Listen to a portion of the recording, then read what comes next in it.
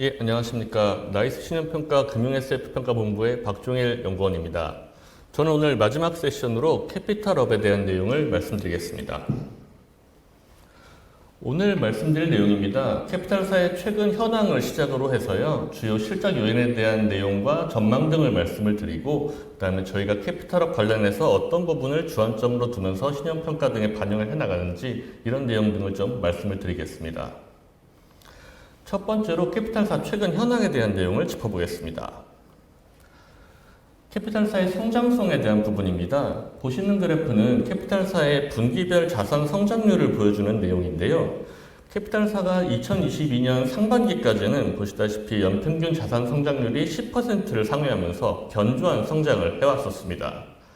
하지만 2022년 하반기를 기점으로 자산 성장률이 3% 수준으로 하락해 있고요. 심지어 올해 1분기에는 지난 2008년 금융위기 이후로는 처음으로 자산 성장률이 마이너스를 기록한 바 있습니다. 최근에 이렇게 성장이 둔화된 이유는 우선 부동산 경기가 부진하고 금융당국의 규제 강화 등으로 PF 대출이 좀 감소했고요. 그 다음에 경기 침체가 지속이 되다 보니까 전방 소비자 금융이나 산업 경기 등이 부진하면서 어떤 영업 실적이 저하된 부분이 있었고, 그 다음에 고금리 영향 때문에 신규 영업 활동 등이 다소 제약되었기 때문입니다. 수익성과 자산 건전성도 저하되고 있습니다. 왼쪽 그래프는 캐피탈사의 수익성과 관련된 내용인데요. 저희는 당기순이익에다가 대손준비금 적립액을 반영한 조정 당기순이익을 주요 지표로 보고 있는데요. 조정 당기순이익이 계속 감소하고 있고 조정 ROI도 계속 저하되고 있습니다. 부동산 PF 관련한 대손 비용, 그 다음에 고금리 차입금에 대한 이자 부담이 주요 원인입니다.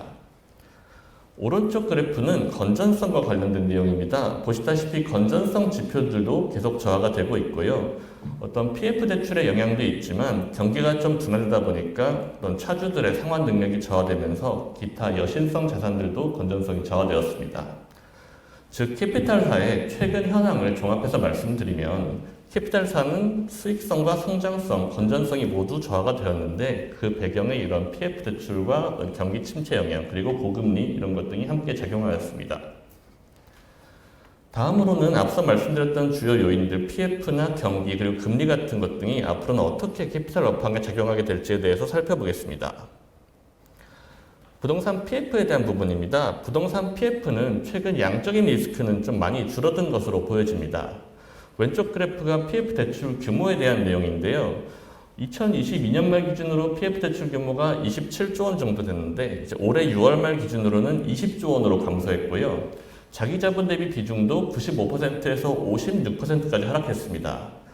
최근에 본 PF를 중심으로 신규 취급도 나타나고 있긴 하지만 전체적으로 감소분이 더 크기 때문입니다. 그렇긴 하지만 반면에 질적으로는 리스크가 여전합니다. 오른쪽 그래프가 PF 대출의 구성에 대한 부분인데요. 최근에 보시면 브릿지론 비중은 좀 많이 감소했고 중후순위 비중이라든지 비수도권 비중 이런 것들도 좀 줄어들기는 했습니다만 요주 이하 여신 비율이나 연체율 같은 건전성 지표는 개선되지 못하고 있습니다. 특히 연체율은 상승폭이 좀 큰 편입니다. 전체적으로 PF 대출의 규모는 감소하고 있는데 어떤 사업성이 여리한 PF 대출은 정리가 지연되고 있기 때문으로 분석됩니다. 그렇기 때문에 하반기에도 부동산 PF 관련한 손실 인식이 지속될 것으로 저희 생각하고 있습니다.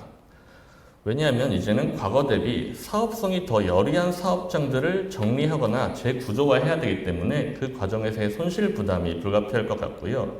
특히나 지방 부동산은 손실 위험이 더 클 것으로 보고 있습니다. 이 보시는 그래프들이 수도권과 지방 부동산의 경기의 차이를 보여주는데요. 보시다시피 지방 부동산은 미분양 주택도 증가하는 가운데 가격 지수도 줄곧 하락하고 있습니다. 그렇기 때문에 지방 부동산 관련한 자산 비중이 높은 캐피탈사는 손실 인식이 더 크게 나타날 수도 있을 전망입니다. 다음으로 경기에 대한 내용입니다. 경기 부진이 최근 장기화되어 있는데요. 보시면 이제 내수 소비나 건설 경기 관련 지표 등이 모두 좀 저조한 편입니다. 왼쪽 그래프가 내수 소비 관련한 경기 지표들인데요. 내수 출하 지수라든지 소매 판매액 지수가 모두 최근 3년 내 저점 수준에 있습니다. 이 내수 소비 관련해서 좀 선행 지표로 볼 수 있는 경제 심리 지수 등이 연초부터 좀 상승하고 있고, 그리고 이제 하반기부터 어떤 기준금리 인하 효과나 재정 부양책 등의 효과로 경기가 일부 개선될 것으로 보여지기는 합니다. 그렇긴 하지만 보시다시피 현재 경기 수준이 워낙 좋지 않기 때문에 하반기 일부 개선이 되더라도 과거 대비로는 부진한 수준으로 전망을 하고 있습니다. 건설 경기는 더욱 좋지 않습니다. 최근까지도 어떤 공사 원가라든지 금리 부담이라든지 어떤 부동산 경기 문제 등 때문에 여러 건설사들이 좀 도산을 하고 있는 상황이고요. 오른쪽 그래프가 건설 경기 관련한 지표들인데 올 상반기 건설 기성액이 이제 작년 동기 대비 비교했을 때 약 20% 정도 감소를 했습니다.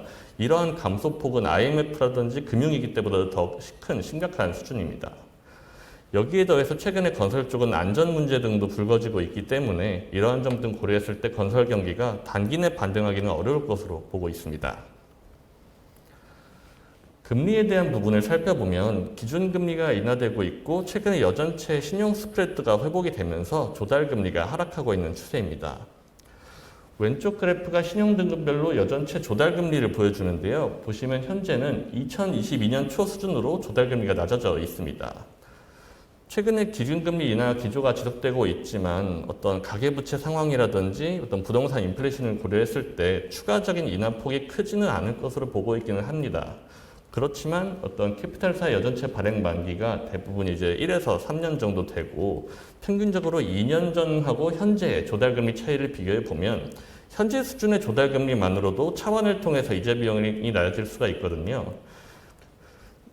오른쪽 그래프를 보시면 이제 이게 이자 비용에 대한 부분인데 올 상반기까지는 전년 동기랑 비교했을 때 이자 비용 부담이 높은 수준이긴 했습니다. 하지만 이제 분기 기준으로는 작년 말부터 이제 이자 비용이 감소세에 있기 때문에 하반기 이후에는 이제 이자 비용 감소가 점진적으로 나타날 것으로 예상을 하고 있습니다. 다음으로는 최근 캐피탈업의 이러한 경영 환경 하에서 저희가 신용평가에 있어서 어떤 부분을 좀 주안점으로 보고 있는지 이런 내용 등을 좀 말씀을 드리겠습니다. 저희는 최근에 건전성 위험이 부각되고 있는 개인사업자 대출에 대해 좀 주목을 하고 있습니다. 왼쪽 그래프가 캐피탈사의 영업자산별 어떤 연체 관련된 내용들인데요.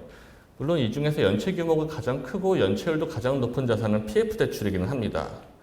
하지만 이 PF 대출에 이어서 어떤 연체 규모가 그 다음으로 큰 자산이 가계대출과 개인사업자 대출이고요. 개인사업자 대출이 이제 여기서 가계대출보다 최근에 연체율이 높고 연체율의 상승 속도도 빠른 상황입니다. 오른쪽 그래프가 개인사업자 대출하고 가계대출의 연체율 추이를 보여주는 내용인데 보시다시피 최근 개인사업자 대출의 연체율 증가 속도가 다소 빠르게 나타남을 보실 수가 있습니다. 그렇다면 왜 개인사업자 대출이 가계대출 대비 최근의 건전성이 빠르게 저하가 되고 있을까요? 개인사업자 대출은 다양한 업종별 대출로 구성이 되어 있습니다. 그리고 이제 각 업종별로 대출액의 건전성 수준의 차이가 납니다. 최근에 경기가 좀 안 좋아지면서 경기 취약 업종들을 중심으로 건전성이 빠르게 저하되고 있기 때문입니다. 이 왼쪽 그래프가 개인사업자 대출의 업종별 대출액 비중을 보여주고 있고요. 오른쪽 그래프는 이 주요 업종별 어떤 연체율을 나타내고 있습니다. 보시면 예를 들어서 음식점업 같은 경우에 연체율이 이미 7%를 넘어가고 있습니다. 그리고 제조업이라든지 도소매업의 연체율도 상당히 높은 편입니다. 지금 PF 대출 중에서 본 PF의 연체율이 약 3.4에서 3.5% 정도 되는데요. 보시면은 일부 업종의 개인사업자 대출의 연체율이 본 PF의 연체율보다 높아져 있는 상황인 것입니다. 그래서 이렇게 건전성이 좀 보다 많이 저하되어 있는 업종의 개인사업자 대출들을 저희가 유의업종의 개인사업자 대출이라고 하는데 최근에는 이런 유의업종 개인사업자 대출의 평균 연체율이 5%를 넘어가고 있고요. 그 다음 전체 개인사업자 대출에서 차지하는 비중도 44%가량 됩니다. 최근에 워낙 경기가 좋지 않고 그 다음에 가계대출에 대한 규제 등이 좀 강화가 되면서 어떤 풍선 효과로 인해서 개인사업자 대출에 대한 쏠림도 나타날 수가 있기 때문에 저희는 최근 개인사업자 대출에 대한 내용에 주목을 하고 있습니다. 전년도에도 저희가 이제 보고서나 포럼 등을 통해서 어떤 PF 대출의 익스포저를 캐피탈사의 주요 모니터링 기준이라고 말씀을 드렸었습니다. 그리고 PF 대출은 여전히 캐피탈사에 있어서 주요 리스크 요인인 것은 사실입니다.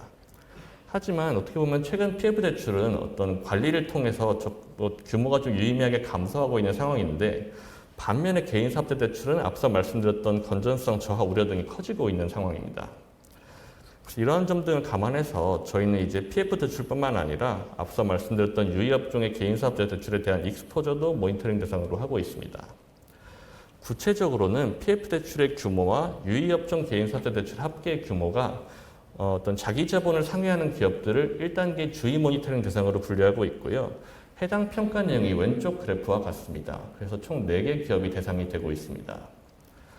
그리고 이제 주의 모니터링 대상 기업 중에서 이미 건전성 저하가 좀 빠르게 나타나고 있는 기업들을 2단계인 중점 모니터링 대상으로 보고 있습니다. 해당 평가 내용이 오른쪽 그래프와 같고 2군데 기업이 대상입니다. 전년도와 비교해 본다면 중점 모니터링 대상 회사와 주의 모니터링 대상 회사 모두 숫자가 감소했습니다. 중점 모니터링 대상은 5개에서 2개로 줄었고요. 주의 모니터링 대상은 3개에서 2개로 줄었습니다. 이유를 살펴보면 우선 첫 번째로는 PF 대출이 업권 전체적으로 좀 규모가 감소했기 때문이겠고요. 그리고 두 번째로는 각 회사들이 최근에 유상증자라든지 신종자본증권 발행 등을 통해서 자본 규모를 확충했기 때문입니다. 예를 들어서 전년도에 중점 모니터링 대상이었던 DB캐피탈은 올해 3월에 350억 원가량의 유상증자가 있었고요. 주의 모니터링 대상이었던 키움캐피탈도 올해 500억 원의 유상증자가 있었습니다. 그리고 지금 여기서 이제 주의 모니터링 대상으로 분류되어 있는 IM캐피탈도 얼마 전에 1,000억 원 규모 신종자본증권을 발행하면서 재무 비율을 개선하였고요. 지금 결산 기준으로 지금 주의 모니터링 대상에 포함되어 있긴 하지만 어떤 자본 규모 대비했을 때 PF 대출의 비중이나 유의업종의 개인사업자 대출에 대한 비중은 좀 감소할 것으로 전망이 되고 있습니다. 참고로 이번 모니터링 대상에 포함되어 있지는 않지만 오른쪽 그래프의 좌상단에 있는 MG캐피탈, 무림캐피탈, DB캐피탈 등도 건전성 저하 수준이 비교적 현재 높은 편인데요. 어떤 자기자본 규모나 대손 충당금 등을 고려해 봤을 때 그래도 손실 완충력이 비교적 조금 양호한 편이라고 판단이 되어서 이제 모니터링 대상으로 분류되어 있지는 않습니다. 그렇긴 하지만 이 건전성 여리 자산들의 이제 규모 등을 봤을 때 향후 이런 거에 대한 정리 상황에 대해서는 면밀하게 저희도 모니터링을 하려고 하고 있습니다. 다음으로 중점 모니터링 대상 기업들을 신용등급별 다른 캐피탈사들과 비교를 해봤습니다. 우선 중점 모니터링 그룹은 자산 건전성이 비교적 여리한 편입니다. 이 왼쪽 그래프의 요주이하 여신 비율도 그렇고요. 특히 이제 오른쪽 그래프의 연체율을 보시면은 A급 대비했을 때 3배가 높고 더블 A급 대비 5배가 높습니다. 그리고 건전성의 어떤 지금 현재 절대적 수준뿐만 아니라 변화의 추이를 보시면 이제 다른 이제 더블 A급이나 A급의 이제 그룹들은 건전성이 어떤 일정 수준을 유지를 하고 있는데 보시면 중점 모니터링 그룹은 건전성 저하가 지속이 되고 있습니다. 이러한 부분은 중점 모니터링 그룹의 신용도 하향 압력이 일부 높음을 보여줍니다. 다음으로 충당금 적립 수준은 중점 모니터링 그룹이 낮은 편입니다. 보시면 이제 왼쪽에 요주이하 여신 커버리지 비율이라든지 오른쪽에 연체자산 커버리지 비율이라든지 비교해 봤을 때 대손 충당금과 대손 준비금 적립 수준이 다소 낮은 편입니다. 그렇기 때문에 추후에 이제 부실 채권 적립 과정에서 손실이 비교적 더 크게 나타날 수도 있는 부분으로 판단이 되고 있습니다. 마지막으로 향후 신용평가 계획에 대해서 말씀을 드리겠습니다. 저희는 주요 위험 자산으로 보여지는 어떤 PF 대출을 포함해서 주요 영업 자산의 어떤 건전성 그리고 규모 이런 것 등을 중심으로 실적 추이를 점검을 하고 있습니다.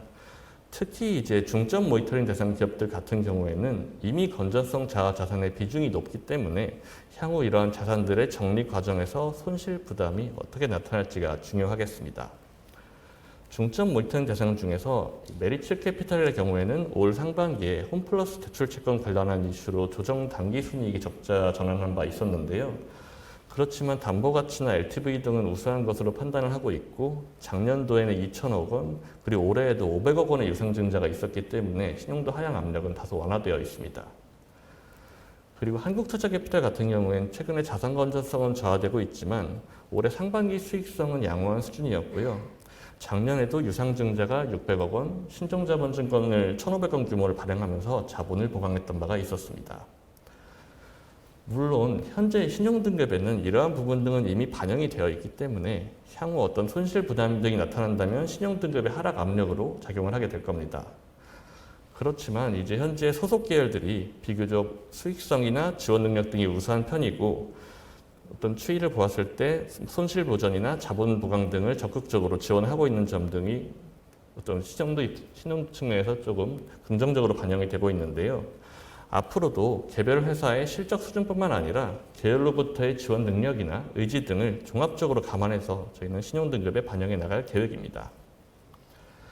여기까지 오늘 준비한 캐피털업에 대한 내용을 말씀드렸습니다. 나머지 궁금하신 내용들은 Q&A 등을 통해서 말씀을 드리겠습니다. 감사합니다. 네, 감사합니다. 수고해 주신 박종일 책임진 연구원님께 다시 한번 큰 박수 부탁드리겠습니다.